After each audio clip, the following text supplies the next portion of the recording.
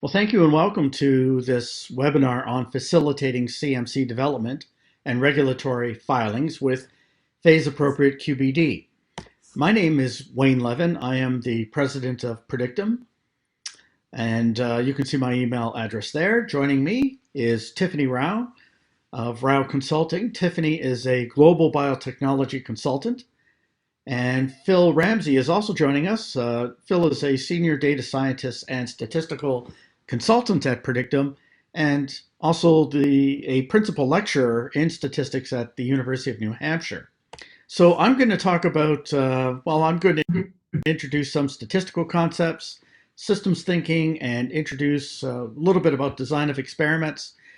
Tiffany is going to talk about phase-appropriate QbD, a holistic approach to CMC, and CMC pathway and the role of statistical methods. And then Phil Ramsey's going to do the heavy lifting on predictive modeling and modern DOE and machine learning. Okay, so why design of experiments? Well, we're dealing with systems. Simple approaches simply do not work with complex systems. Only a systems approach will work in these situations. And it's really important to have a longitudinal approach. They're the best ways of dealing with systems so that we can accumulate knowledge and spot inconsistencies and noise and collect information at source that'll be helpful in regulatory filings. So what is a system? Well, I'm just going to go by Dr. Deming's definition. It's a network of interdependent components that work together to accomplish its aim. So everything in your process development, all of your process, the chemistry side of it, the manufacturing side of it, the two together, all of those things are components in your system and they're all interdependent. Okay, so here we have a bivariate relationship here, nozzle diameter being the X, D50. This has to do with granulation, so this is a particle size distribution, 50 microns or what have you. You know that when you have a confidence interval here that totally includes this horizontal line, the relationship is not statistically significant. Well, let me go draw another sample. It's not significant, still not significant. I'm just drawing another sample. And if I do this often enough, at some point in time, I just might end up with a statistically significant difference. There we go. Okay, I took about 10 tries, but there it is. Now, underneath this, there was absolutely no change to the system. But we're not going to do it 10 times. When you go and collect data, you do it once. And if this is the time you did it, you would say, yes, you would conclude there is a statistically significant difference between, a relationship, between nozzle diameter and D50. But that simply doesn't always hold up. But again, you don't know that. And this is one reason why we want to reach back in history and look for inconsistencies, because this behavior is definitely inconsistent. Why is it happening? Well, it could be happening because there's what's called an interaction effect, and I'd like to have a look at that in just a moment. Or it could be that we just don't have enough statistical power, meaning not a big enough sample size. Or it could be a combination of both. Here's a case where we see a consistent, statistically significant relationship. This is what we want. We want consistency. That's something we can depend on and help us when we're get to the process characterization stage. So let's carry this a little further, because this is just a little too simple. It's not a systemic approach. Well, a systemic approach would involve doing a designed experiment, and at the end of it, you will end up with this. So here I'm looking at a number of factors, not just nozzle diameter, but I've got a number of others. And here you see the relationships that each of these factors have with the responses. Now, there's one here R, another one here D50. And you can see the red numbers are predicted values at these specific levels. Now, what's nice about this is you can make a prediction. So this is the idea of predictive modeling that Phil's going to talk about a little later. But let's explore, if we could, an interaction effect. And we can see one happening here between nozzle air pressure and the spraying time intervals. And it's shown up here as well. So spraying time interval, what's the relationship between spraying time interval and D50? Well, look over here. When I take my nozzle air pressure down to 1.5, you see that relationship is positive, and that's what this red line shows. Now, if I take the nozzle air pressure up to 2.5, you see it, whoops, you see it here at 2.5. Now you see this black line here, which is represented here by the blue line. So the fact that these lines are not parallel, like these two are pretty close to parallel, probably no interaction here, definitely an interaction there. If you don't model interactions, you're going to be confused by them. There's no doubt about it. So we need, only a systems approach will reveal interactions, and that's what DOEs are very effective in doing. So when we think about a system, just go back to the slides here, we need to understand that systems vary, that the components interact, and the bigger the boundaries of the system, meaning the more factors that we take into account at once and that we look at at once, the more the benefit that we can realize. So let's think of CMC, which stands for Chemical Manufacturing Control. We have interactions within the chemistry side of things. We have interactions within the manufacturing side of things. And of course, we have interactions actually that cross over them. So the bigger the boundary, the more factors we look at, the better our predictive models, the more opportunity for improvement. And we should keep in mind always that we can't control what we don't understand. So it's super important to engage your system in a systemic way with designed experiments. And now what I'd like to do is hand it over to Tiffany Rao. Now, Tiffany is a name that may be familiar to you because she speaks at an awful lot of conferences around the world. She's very well recognized in this field. So Tiffany, over to you. Thanks, Wayne, for the kind introduction. Today, we're going to be talking about phase-appropriate quality by design, right-sizing the solution to meet not only our development needs, but also our regulatory and compliance needs. We want to make sure that we are delivering on our commitments to regulatory as well as to our patients. So one size does not fit all. You can see just in the animal kingdom here that they each have different houses, they eat different things, so very diverse, just like our projects are very diverse. So let's take a look at the biotech area.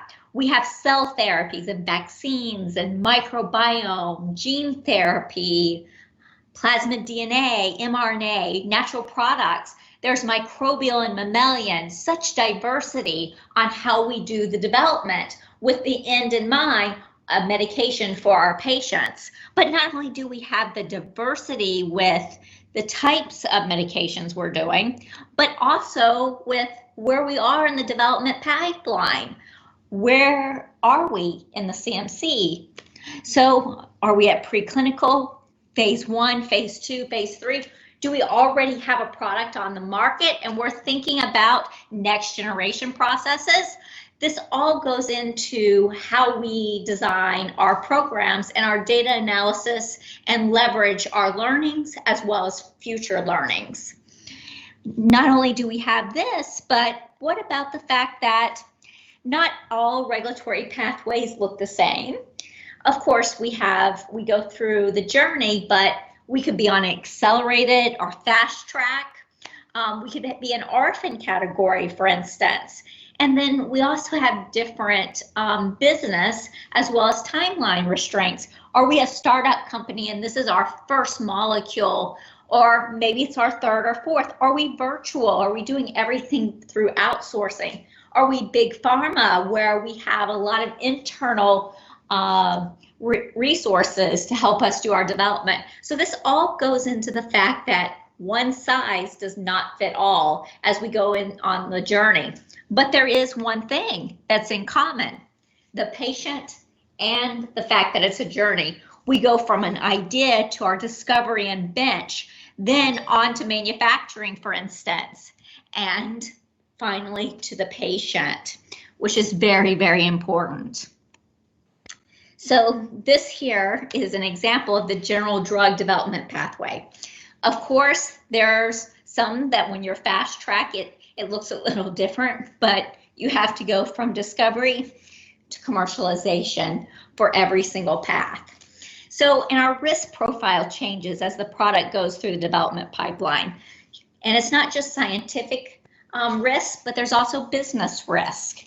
You know, an early stage project where we might be looking at many molecules, how many of those will progress to commercialization? And while when we get to phase 3, we are into a higher likelihood to go into that commercialization. So there's different scientific risk as well as business risks to make sure that the project is funded to completion, for instance.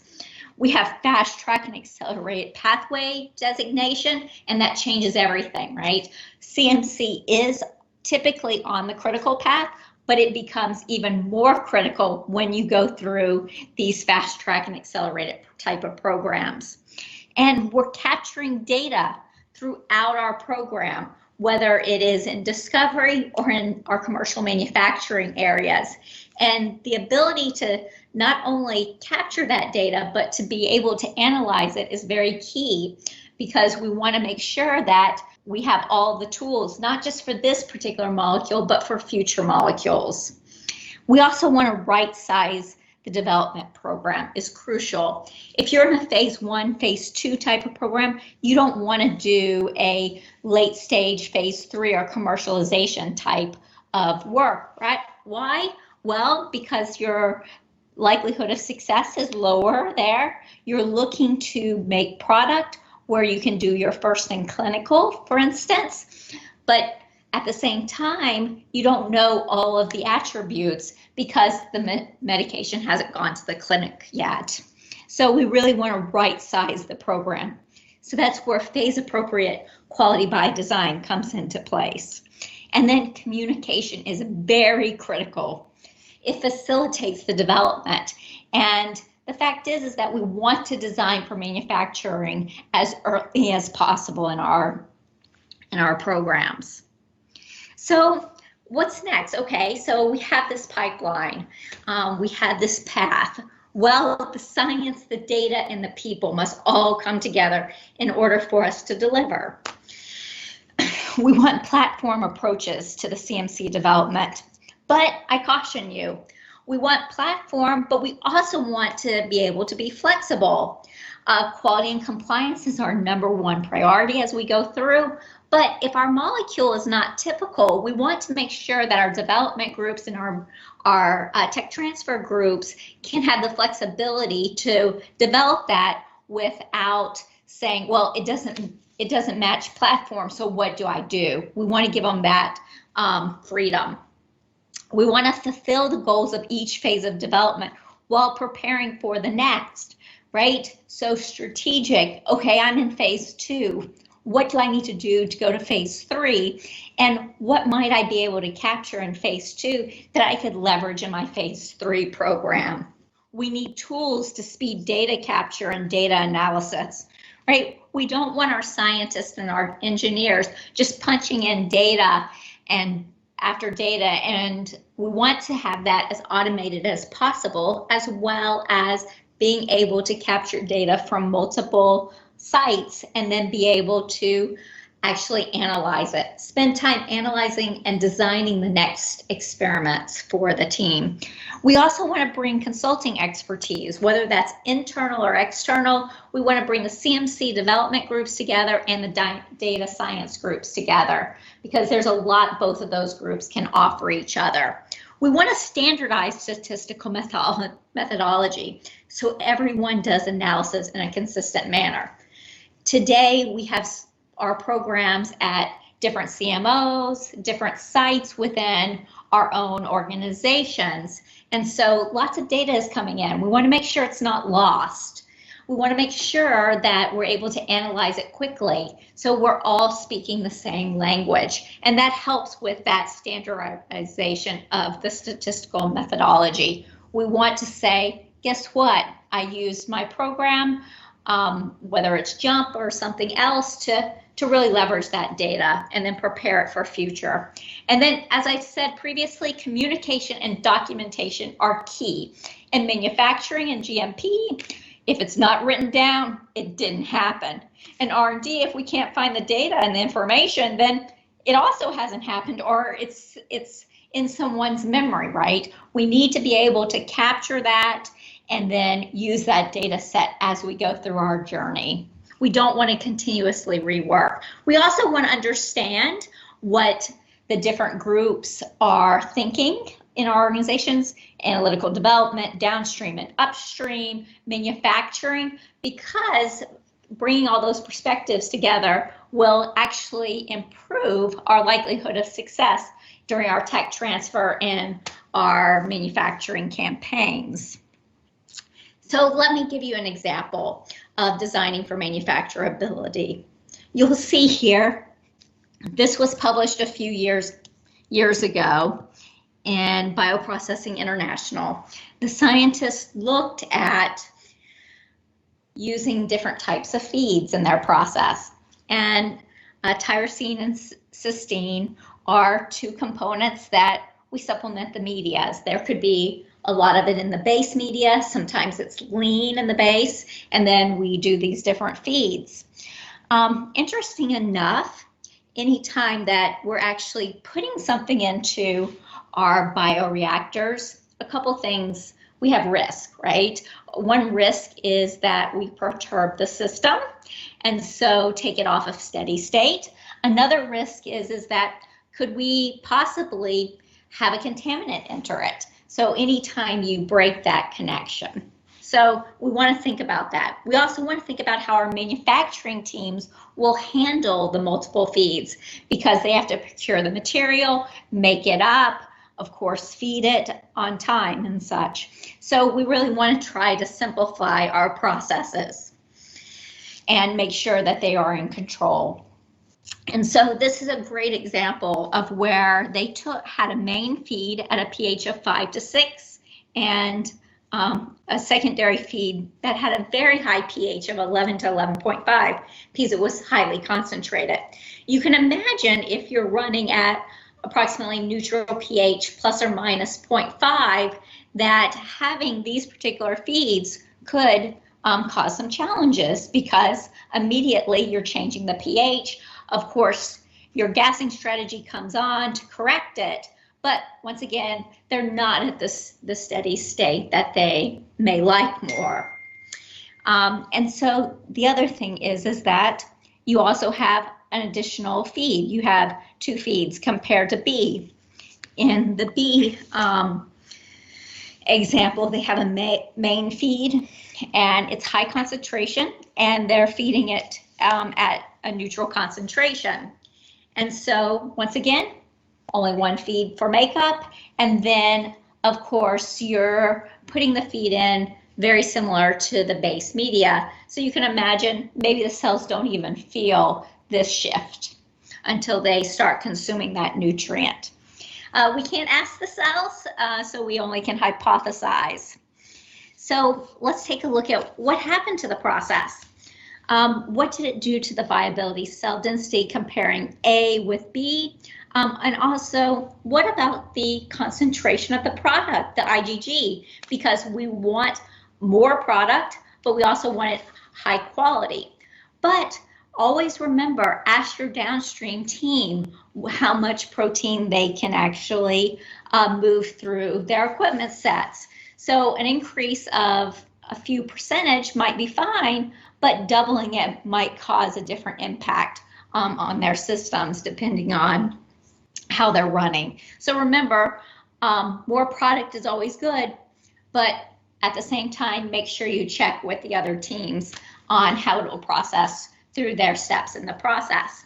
And what you'll see is that the circles are the control and the squares are the single feed. And you can see that with the single feed, the cultures didn't grow as fast. This is a very similar trend, but the peak is lower, but they also died slower than the other vessel, which actually had the pH perturbation. And well, okay, so that's great. Our cells are living longer. But what happened to IgG? You'll see that there was a significant increase in the productivity of these particular cells when only 1 feed was added compared to the 2 feeds. So this is just one case where looking to see how you can improve the process and process development, but at the same time, make it more robust for the tech transfer and the manufacturing teams later on. So our path to commercialization, as you can imagine, is quite complex, but it's very integrated, right? Because we rely on information from different groups and they rely on our information depending on where we sit. Quality comes together, regulatory, our clinical teams, discovery, process development, manufacturing, our analytical development and QC, even supply chain, right? If you're running in a disposable and it's a 16-week lead time to get that disposable in, you need to account for all of that. So this is a very integrated path to our commercialization.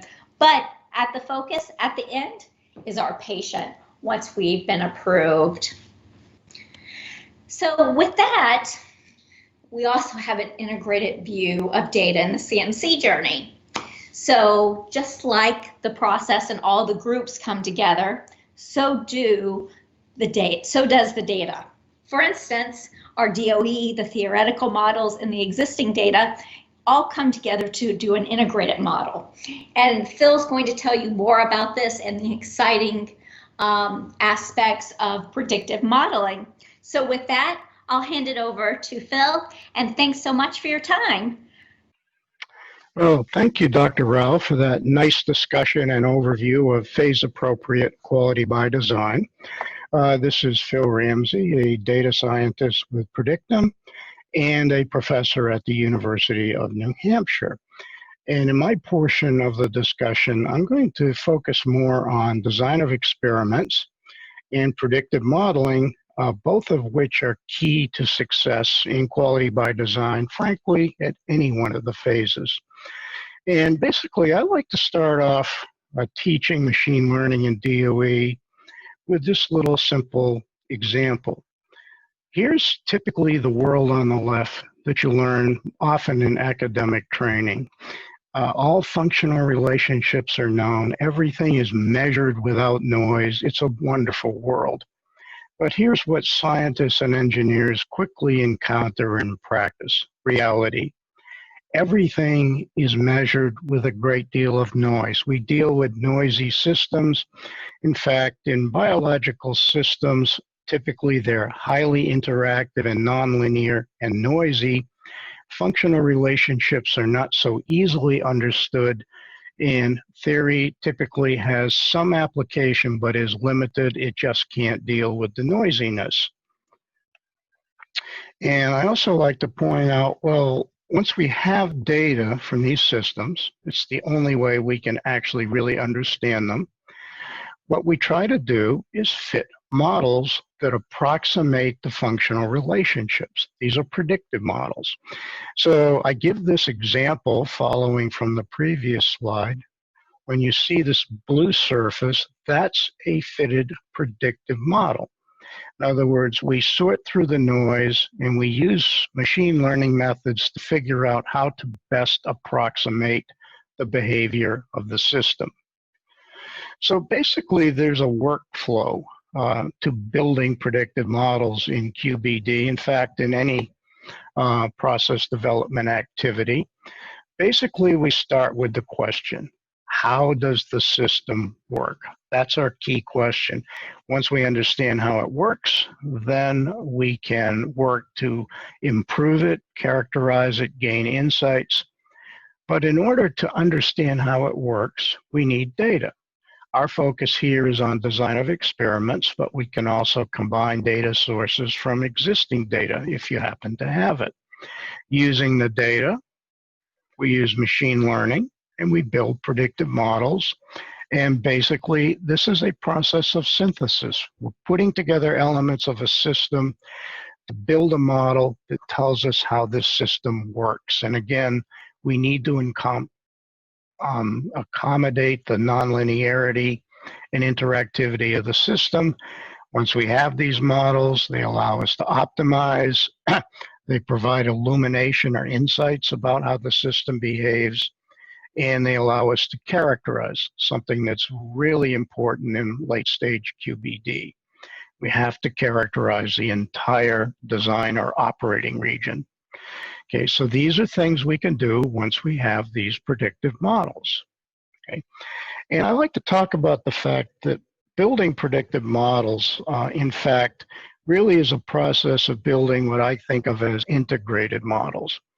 A question I'm often asked is, well, I know DOE is important, design of experiments, but can I make use of existing data? The answer is absolutely. There's no reason why you cannot. And when we build what we call integrated models, we're often using data from DOEs. We're using them from existing systems. We may even incorporate theoretical models. And by the way, we use the JUMP statistical software, and their architecture actually makes it very easy to build models combining many sources of information or input to those models.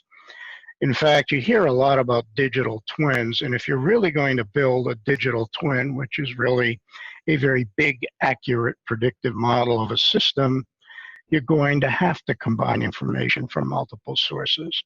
I'll just give a quick plug to Cobase. This is a database product that is available from Predictive. And what Cobase does, it helps you organize your data in a very structured way. It allows you to get much more leverage out of past and existing data, which also helps with compliance along with speeding up the development process. So basically, many people just don't leverage their data enough, partly because it's too disorganized, not stored in an adequate manner. The key point is you need to leverage multiple sources of data and information if you really want to build these comprehensive models. So what's different here? Well, we focus on modern DOE. If you've had a classical DOE course, you'll find ours is considerably different. And not only that, because, and we again use JUMP Pro, and because of that, JUMP Pro is very cutting edge in modern DOE. It's very easy to develop even very complex experimental designs. But here's what we focus on particularly: the analysis. Building with machine learning methods, building predictive models from the experiments. This is not what's typically focused on in DOE training. Much of the time is spent talking about the designs themselves, but we believe where you really need to focus is on the analysis and building predictive models. And predictive models requires a different level of thinking about analysis than in classical analysis. And again, we won't get in this today. We get into this in our training and consulting. Traditional analysis, often using hypothesis tests and p-values, we call explanatory modeling. And Galit-Shmueli, well known in machine learning and analytics, has pointed out these models generally predict poorly. They were never built to predict. So if I want to predict, there's a problem. The way in machine learning we build predictive models that are accurate is we have one set of data that we fit the model to. We'll call it training data. And then we have some other data available in which we can test the predictive capability of the model, a training and validation set. The challenge, we typically don't have enough data to form these training and validation sets. But there is a method pioneered by Chris Gottwalt of the SAS Institute and myself called auto-validation. And this is a method, and again, we get into this in the training, in which using some techniques called fractionally weighted bootstrapping and a special form of weighting that we apply to the data, we actually can use one DOE, the data, for training and validation. I don't have time to explain how it works, but it is a breakthrough in terms of building predictive models from a designed experiment. So again, our focus here is on prediction based upon DOE, but again, it can be from other sources of data, not just the DOE. And basically, I want to do process development, and here we're talking QbD. So obviously, you create a process, extremely important to characterize, and that includes critical quality attributes at some stage when they become available to you. And we want to do optimization. Design of experiments plays a role in all three phases of this process. And activities 2 and 3 really require predictive modeling. So our training focuses a lot on combining DOE, existing data with machine learning to build predictive models. And these can allow you to build very quickly a robust process, and it allows you to demonstrate, for instance, scale up. It allows you to even use these models for control once you've gone into commercialization, and they also help with tech transfer. So I can't emphasize enough the importance of these predictive models. So let's just quickly talk about a case study. So this is actually what we call a definitive screening design. These are relatively new, they're highly efficient, and I consider them very powerful. And we've done an experiment to study a fermentation process for pDNA or plasmid manufacturing. Along with this, we actually ran a more and larger traditional design called the central composite. This was done separately. And I'm going to use this separate experiment, it's the same factors, same process, as a validation set, and I'm going to actually build a predictive model. Okay. So basically, I'll just very quickly show you what the data looks like. Okay. So the first 15 runs were the actual experiment.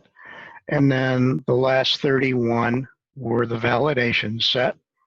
And using machine learning methods, we did build a predictive model. It's actually quite complex, and we get into this in our training.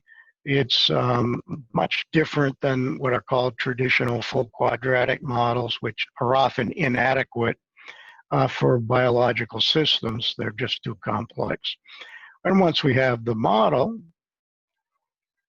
then using what are called the jump profilers, it's very easy to optimize. So using what's called desirability, we have found settings of the process factors that give us the highest pDNA output. And along with that, we use function decomposition methods to figure out which of the inputs are most important. Okay, so this is actually a model. There's a predictive model behind this, and this predictive model is very important. Well, the question is, how did I decide that this model, this predictive model, had predictive capability? Well, look at this slide. What you're looking at, and by the way, the word RASE is root average square error. It's a measure of predictive capability. And what it actually shows is that on the validation set, the central composite design, this model actually predicts quite well. And I want to be clear, this CCD, this 31-run design was done completely separately, knew lots of raw materials, including E. coli, and it was run by different operators, and even some of the fermenters that were used were actually different. So what this shows you is this model actually predicts very well. And I don't show it here, but we also did some additional confirmatory runs that showed, well, this model actually works. Okay. and I showed you the optimization. And I quickly want to talk about characterization. Characterization of a design space is not the same as optimizing. So here's another experiment. This is a bioreactor. We're going to look at just 3 factors, okay, in their settings. This uses what's called a central composite design. And actually, there are 4 responses. And those are the responses, and each of them has some specifications. So I just wanted to show you the data. So once again, we built predictive models for each of the responses, and then we use what are called space filling designs, which we teach, to run a simulation study throughout the whole design space, and we try to characterize it. And one of the ways we characterize it, okay, click on this, okay, is through doing various types of visualization. What this is a plot of all the trials that were run in our simulation with our space filling design, and they're weighted by defect rate. So bigger circles or spheres mean higher defect rate. So what we want to do is say, well, where would we operate in this system where we have less risk of being out of spec? So notice I have filtered this down to where we can look at basically areas where 4% defect rates or less may be occurring. So this is important because it gives you an idea of places you don't want to operate in. So this is part of what we mean when we say characterizing a design space. We know how the process is going to behave in different regions, and here we've done it with actually 4 responses and what are called space filling designs and simulation to characterize behavior throughout the system. And then finally, I did want to talk briefly about what I think is an important issue. That is, again, classic DOE, classic machine learning, mostly focuses on what I would call scalar responses. In other words, the response is a single value, like a single titer. But I find in biopharma quite often what the data you have, even in designed experiments, is functional. What does that mean? They're actually curves. So you sort of pick some single number out of a curve. Well, there have been some developments that actually allow us, especially in DOE, to actually model the curves, not just a single point on a curve. And this has been implemented in the Jump Pro software, and I'm just going to quickly show you an example here. Okay. So this is an experiment, and we're studying viable cell count over days, and what has been actually varied, I'll show you down below, okay, is day is the time variable. There are 6 clones. There is temperature. So here I've actually optimized. So I have temperature, and then I have 2 nutrient feed regimes. So what we can do is we can model the curve using something called functional principal components. This is a generalization of historic principal components. So here are the different runs in the experiment, and you can see there's a lot of variation in the shapes of the curves. And using this method, I can use the so-called FDOE profiler, Functional Data Explorer in DOE. Okay, and I can look at how the process changes. For instance, notice the curves describing viable cell count are quite different across clones, but also in terms of the input variables, temperature, and feed regime. So what if I said, well, what would give me the highest viable cell count? In other words, which of these combinations? Well, again, I can use what we call desirability.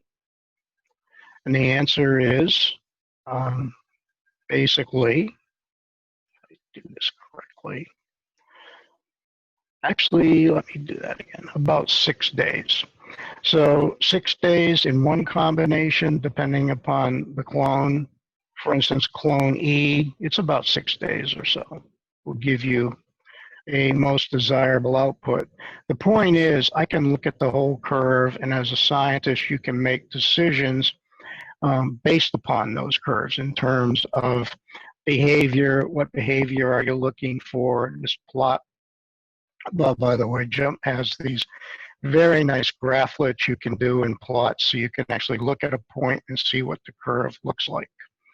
Well, that concludes my talk today. I know it covers a lot of ground. I thank you for listening.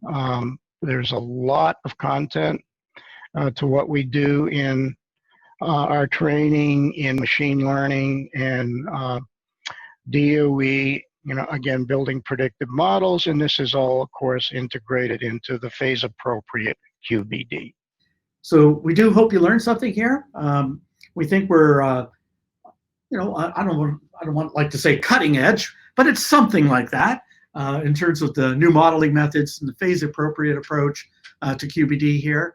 And we want to share that with the community, and so we really appreciate your interest.